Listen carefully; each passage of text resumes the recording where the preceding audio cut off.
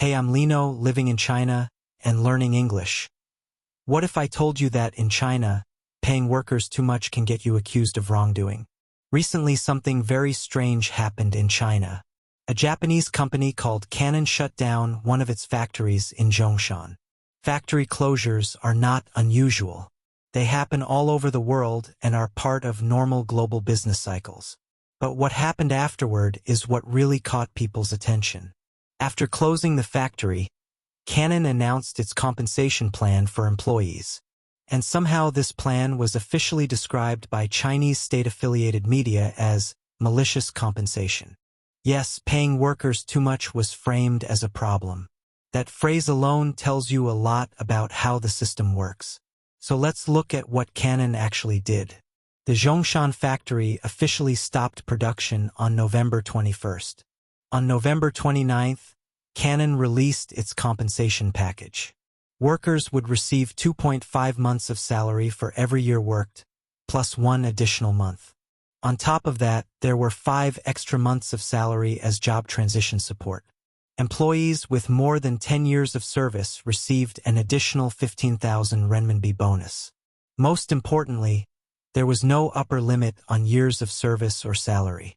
For workers with around 18 years on the job, total compensation could reach roughly 400,000 renminbi. By international standards, this is reasonable. By Japanese corporate standards, it is completely normal. But in China, this level of compensation was treated as suspicious and even dangerous. After the plan became public, an article appeared on a Chinese Communist Party affiliated website warning people to be cautious of foreign companies that use high compensation to create conflict and social tension. Canon was accused of disrupting the labor market, artificially raising employment costs, and intentionally intensifying labor capital conflict. That is where the phrase malicious compensation came from. If there is malicious compensation, then isn't there also benevolent exploitation? The authorities are really good at creating new terms. In most countries, this would be called responsibility. In China, it was framed as bad intentions. And that tells us something important. Canon did not break the system. It exposed it. For decades, China's manufacturing competitiveness has relied heavily on one thing: cheap labor. Not innovation, not strong worker protections, but systematically low wages and weak rights. There is an unspoken rule that labor must be cheap, labor must be obedient, and labor must be grateful. When a company treats workers with dignity and goes beyond the legal minimum, it breaks that rule. Canon's compensation plan acted like a mirror. It showed Chinese workers that another reality is possible. A reality where contracts are respected, where workers leave with dignity, and where losing a job does not immediately mean financial disaster. And that comparison made many people uncomfortable. In China, layoffs are often handled very differently. Companies try to avoid legal responsibility. Workers are pressured to resign voluntarily. Compensation is delayed, reduced, or denied until people give up. Long working hours like 996 are normalized. For many workers, employment is less a contract and more a survival arrangement. Canon disrupted this fragile balance. And that disruption was labeled as malicious. A Chinese scholar once described China's economic miracle as being built on a low human rights advantage. What is often called a demographic dividend is, in reality, a human rights deficit. Economic growth was achieved not because labor was abundant, but because labor was cheap. This system rests on several key pillars. First, workers have very limited bargaining power.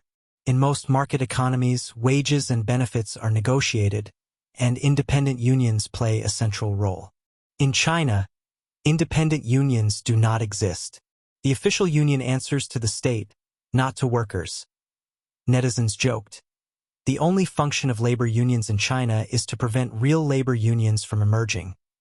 Without collective bargaining or the right to strike, workers face capital alone. Canon's compensation reflected labor standards shaped by strong unions and corporate ethics in its home country. Domestic companies benefit precisely because such constraints do not exist. Second, there is the household registration system, known as hukou. This system divides citizens into urban and rural categories. Hundreds of millions of migrant workers build cities they cannot fully belong to.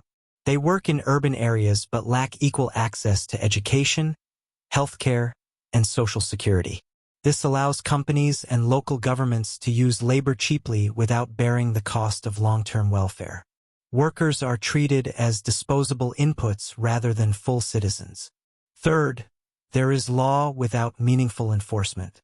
China has labor laws on paper, but in practice, local governments often side with companies in the name of GDP growth and investment attraction. Violations are tolerated. Complaints are discouraged. Workers who try to defend their rights may even face punishment. Canon did not just follow the law. It exceeded it, and that made everything else look worse by comparison.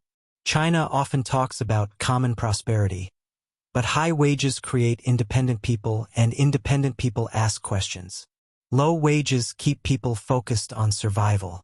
A population that is constantly struggling has less time and energy to think about rights or politics. That is why low pay is not just an economic choice. It is also a political one. The irony is that China now desperately wants domestic consumption to drive growth.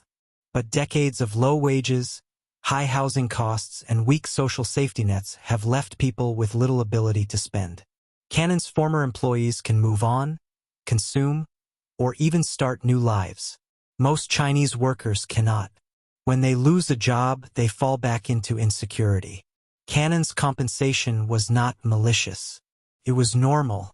The real problem is that normal behavior looked shocking.